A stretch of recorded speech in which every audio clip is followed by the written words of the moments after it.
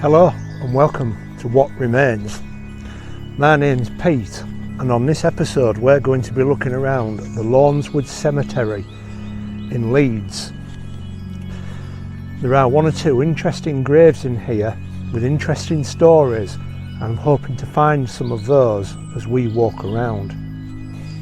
So as I'm panning around to show you some of these graves, this is a cemetery, not a churchyard. The cemetery movement came into being because of a gross overcrowding in urban churchyards and public awareness of the hazards of health associated with it. The first cemetery which opened as a private enterprise was in 1819, and it was the Rosary in Norwich, being the first non-denominational burial ground in England, meaning that all faiths could be buried there without restriction. Other cities soon followed this, and Leeds was no exception.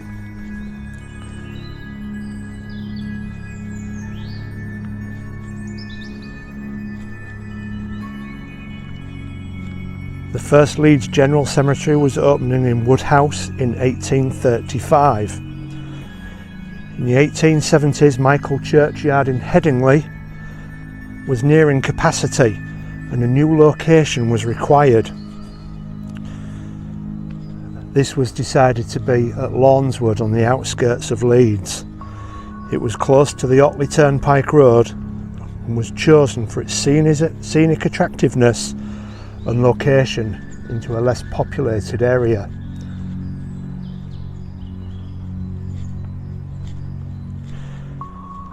George Corson, a noted architect of Leeds, but was actually a Scot born in Dumfries, designed the buildings and the chapel, which we'll put some photographs up at the end, so stay around for those, and designed the layout of the cemetery, which was intended to be simple in character to harmonise the surrounding scenery. Corson was the president of the Leeds Architectural Association by 1898.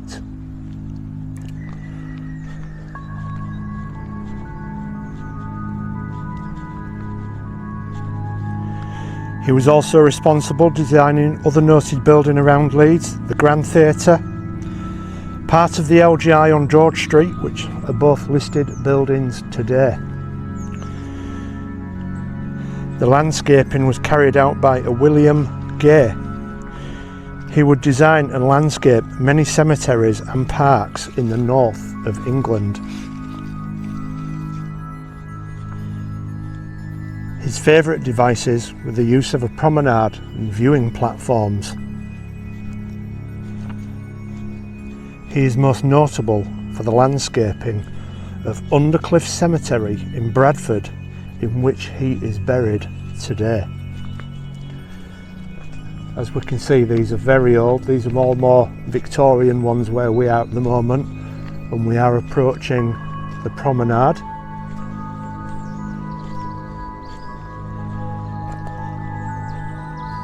The cemetery opened in 1875, and on the 31st of December of that year, the ground was consecrated by the Bishop of Ripon.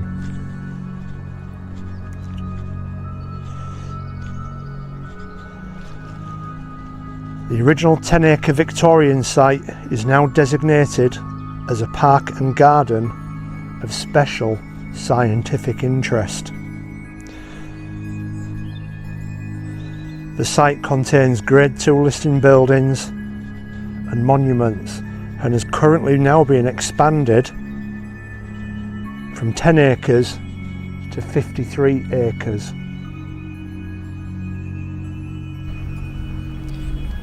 There are some notable graves in the cemetery today, and I'm hoping to find some of those and share them with you. With Leeds history and the Industrial Revolution, there are plenty of stories within the tombs on this cemetery. We have Lord Mayors, we have notable people who have fought in combat, We have plenty of rags to riches stories, and I hope we come across those today. Most of the cemetery is well cared for, as we can see round there, and as we go around and I'll show you more. This part is currently cordoned off for safety reasons, and it clearly needs some work, which some is going on. You can see by that freshness there, that sword log. But as we move around here, this is one of the grade 2 listed memorials. This is for a Sam Wilson, 1851 to 1818. It's a grade 2 listed memorial, and it is black marble with bronze figures of faith, hope and benevolence. Sam Wilson was born in 1851 in Ossett and moved to Leeds to help with the running of the family cloth making business at Bean Ing's Mill in Wellington Street. This has long since been demolished. It's always worth looking at the back because sometimes there are things written on them.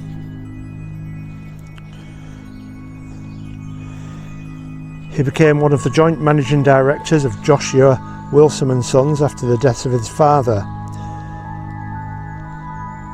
His brother and senior partner in the firm is buried nearby, and as is another brother, Andrew.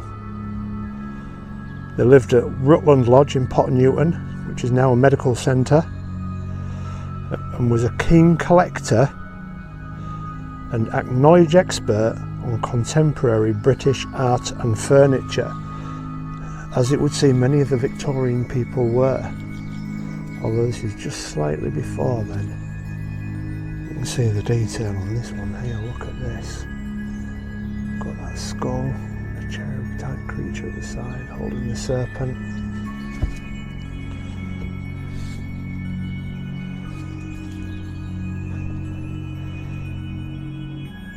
He brought the Brangwyn panels from Venice and presented them to the Leeds City Art Gallery. On his death, his collection was bequeathed by his wife, including furniture and paintings, to the Leeds Art Gallery also. The entire Sam Wilson collection was put into storage in 2008.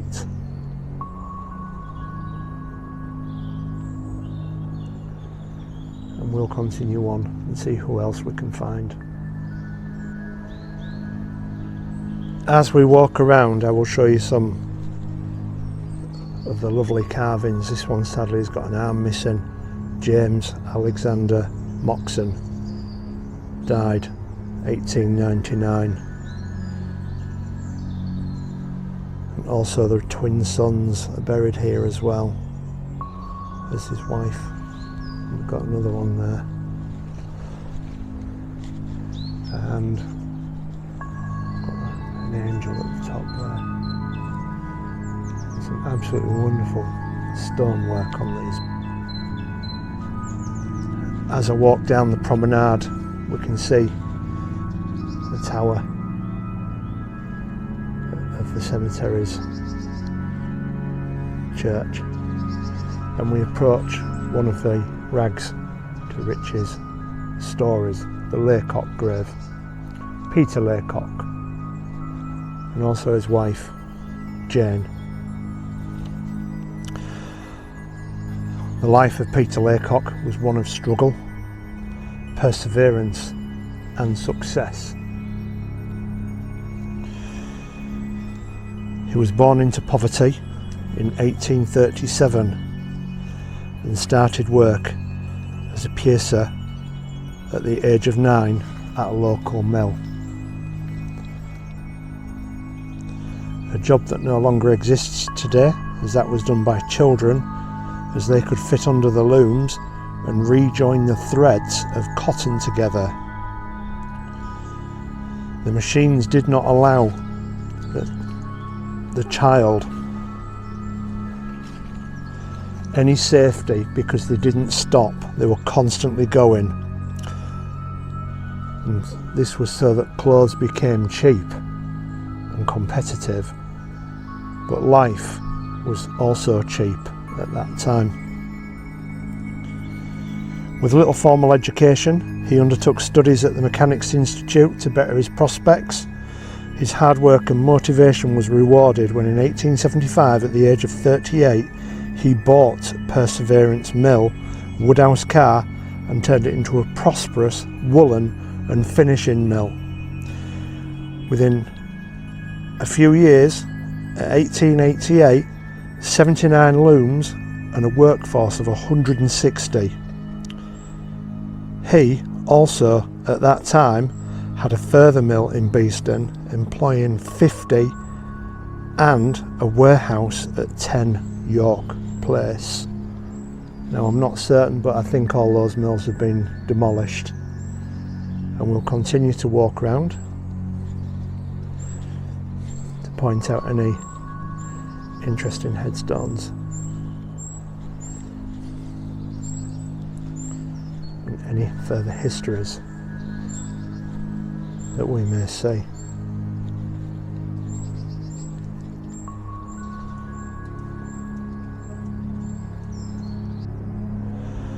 As I continue to walk around, I'll turn you around and take you over to the memorial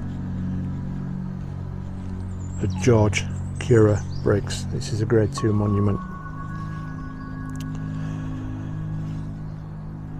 and it was designed by William Hamo of Thornycroft. It's made of Portland stone, which we can see there, and there's our inscription. He was born at Outwood Hall in Wakefield in 1855 and died at Gledhow Grange August 31st, 1906. And if we look at the top there, we've got the Latin inscription, which translates as boldly and faithfully.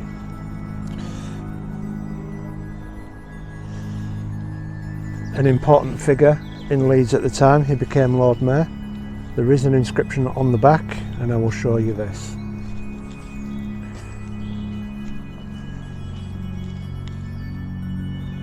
He was the chairman and managing director of Henry Briggs, Son and Company Limited. He took that role when his father died, and it was a mining company. And he was the first person to introduce profit sharing with his workers.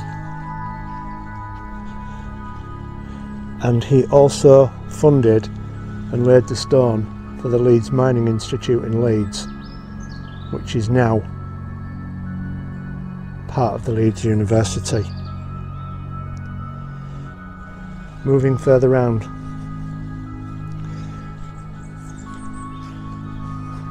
arguably the most grandest memorial in the cemetery, and this is for Ethel Preston, and that figure is a recreation of Ethel standing patiently awaiting for her husband with the door open. That door is open purposefully. Her husband later married their housekeeper, 20 years his junior, but when he died, she had him buried here with Ethel, so they were reunited, and she later married.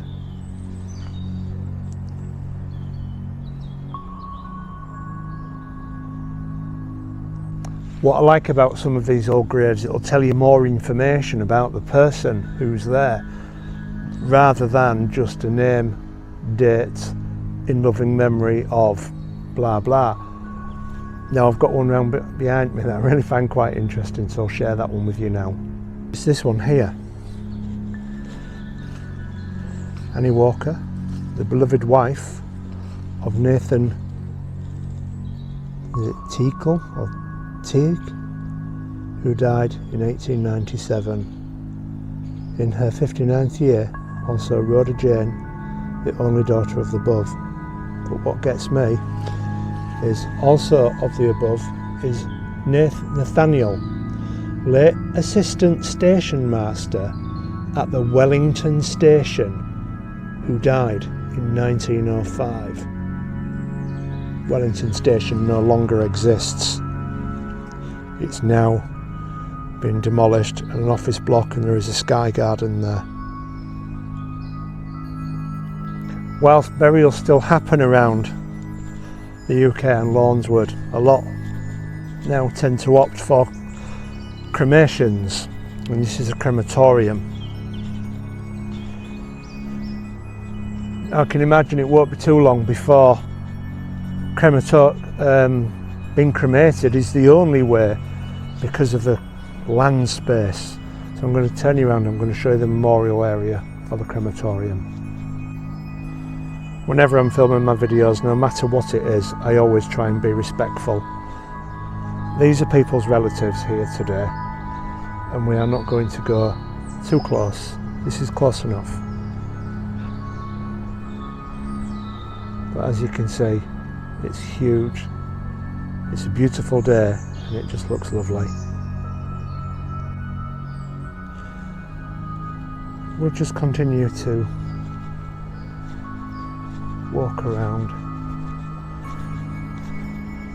It would seem the design of a cross with the ornate designs is a popular option at one time. Again, this is very difficult to read. I can only see in loving memory of wife, and then Boyer, Sanderson, Raymond Frederick, editor of the Sunday Pictorial from its foundation.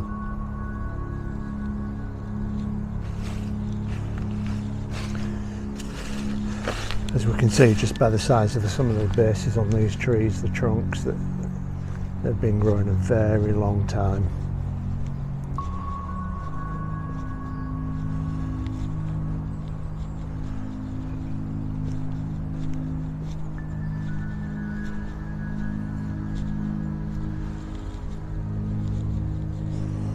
There's a Schofield. Some of them I just can't make out. This one is just so tiny, with the lead letters dropping away, unrecognisable. Child. Sometimes when they do look a bit unkempt, the decay in itself can just look beautiful, and I feel like I've got some examples here to show you.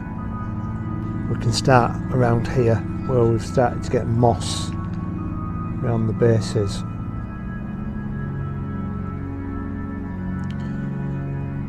And then here we've got a fallen one.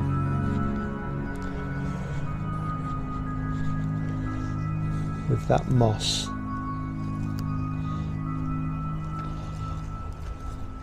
And then again here. I'm going to continue walking round and seeing who else I can see. Whilst I may be showing you some decay in the cemetery, on the whole, most of it is in very good condition, and there is a group of volunteers that do help to do that. They are not neglecting anything, they are just taking their time, because everything takes time, and they will get round to restoring as many of these as possible. I'm about to walk up to a grave that's changed mine and your lives, and definitely some of your relatives' lives without you even knowing. And it is just on the corner over the path. This is Berkeley Moynihan, a rather understated and unremarkable grave for such a man. 1865 to 1936. He was a pioneering surgeon. There we go, second stone down, who introduced the use of whites and rubber gloves as well as drapes. He carried out the first blood transfusion in Britain and emphasised the need for caressing the tissues rather than speed surgery. He was knighted in 1912 and elected to the Council of the Royal College of Surgeons that year. When presented to King George V, the King said, "I am proud to shake the most skillful hand in the world." In the latter part of his life, Berkeley put forward a case for euthanasia for the incurably ill, and he supported voluntary euthanasia campaign for the rest of his life. He remained devoted to his wife Isabel, who died on the 31st of August 1936, which he died just 6 days later. He practiced at the Leeds General Infirmary, and actually his father was awarded a Victoria Cross for gallant and heroic acts in the Crimea.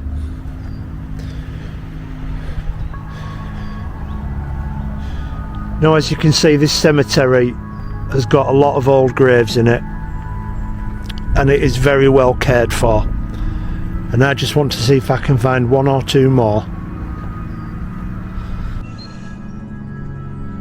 Just walking around, we've got plenty with this ironwork still on, going around the edge. Very ornate headstones here. Sadly, the one with the ornate ironwork has just rotted away and probably been vandalised just a little bit too. And there's an interesting grave through there. It's got a window in it. Just through there. Don't see many of those. 1907 and 1956. The next one we've got a very old one. Elizabeth and Charles of Elmstead, Colchester. I do try to not walk on the graves of these people, but sometimes they're so tightly packed you have very little choice on what you do.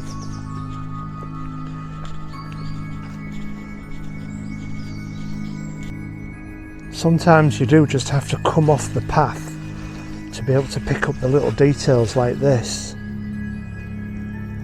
Perhaps a dove. Would this be an olive branch? The writing is so poor, it's very difficult to make out. Atkinson. And then we've got this one here. I thought this was one that I was looking for, but I can't correspond any of the dates to the dates that I have.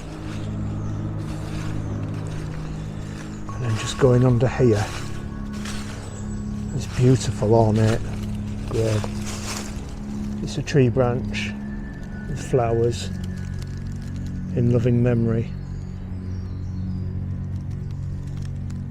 Ellen Goodwill Dawson, 1906. Beautiful. And here we have another memorial to somebody who would have influenced your life at some point, or somebody you know. Victor Hugo Watson, 1878 to 1873. After one Friday night in 1935 playing a board game with his son, he was about to change home entertainment forever. There we go, look, Victor Hugo Watson.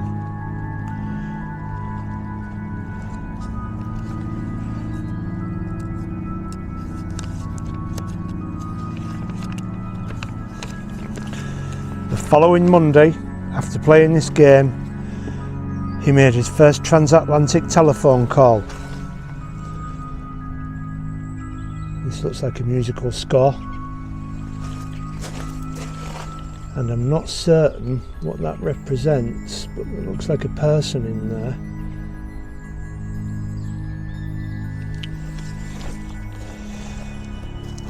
So after his transatlantic phone call, this is another rags to riches story. He acquired the rights for Monopoly and imported the game.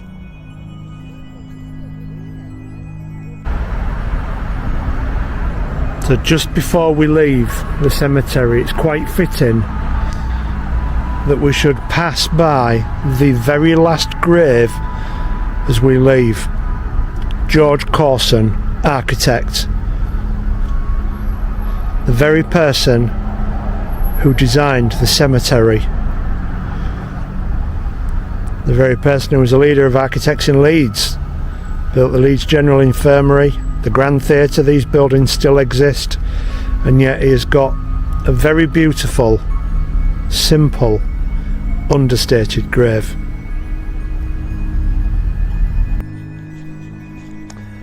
It's now time for me to leave Lawnswood Cemetery, and I've given you a little show around. I've had a walk around all the war graves. Many of them were killed in training accidents, unfortunately, so that's rather sad. If you have enjoyed this episode, please consider buying me a coffee. There's a link down below. All funds go towards petrol. Please subscribe to the channel, that's the biggest thing you can do for me. I'm trying to get a target of 10,000 subscribers, and I'm trying to get some of my videos to set for charity, and you can only do that once you've got 10,000 subscribers. So I would like to do that, so please help me achieve that goal. In the meantime, please take care, and I'll see you in the next one.